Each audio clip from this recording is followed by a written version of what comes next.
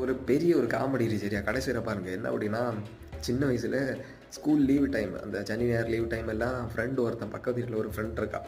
அப்போ அவன் நான் வேறு ஃப்ரெண்ட்ஸ் எல்லாம் சேர்ந்து மீன் பிடிச்ச போகிறது. கடலில் குளிச்சுண்டி மீன் பிடிச்சிப்போம் சரியா. மீன் பிடிச்சி சுட்டு தின்னு அது இல்லை அப்படின்னா மீதி கொண்டு விற்குது. அது விற்று அந்த பைசாவில் ஷேர் பண்ணி எல்லோரும் ஷேர் பண்ணி எடுத்து ஜூஸ் குடிச்ச போகிறது அந்த மாதிரி நடக்கும். இப்போது கடலில் குளிச்சுட்டு வந்தாலே ஈஸியாக தெரியும், புரிஞ்சா இவன் கடலில் குளிச்சுட்டு வந்திருக்கான் அப்படின்னு சொல்லிட்டு. அப்போது இவன்கிட்ட கேட்டாங்க என்ன சொல்லுவான் அப்படின்னா, அதுக்கு நான் ஒரு ஐடியா சொல்லுதே, அந்த கீழே நடக்க பூளி மண்ணை எல்லாம் எடுத்து கையில் தேய்ங்க, அவனை தேய்ச்சா நாங்களை தேய்ச்சி எதுக்குன்னா வீட்டில் நினச்சாவே விளாட்டுட்டு வாரான் போல அப்படின்னு.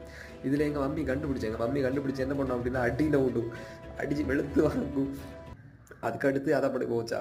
அதுக்கப்புறம் என்ன ஆகும் அப்படின்னா, ஓகே இது முடித்து இப்போ அப்படியே கட் பண்ணால் துபாயில் வந்து வேலை பார்க்குதான், கார் வச்சுருக்கான், டைம் பாஸுக்கு தலைமை மீன் பிடிச்ச போகிறது, புரியுதா. நடந்ததை எண்ணி கவலைப்பட்டா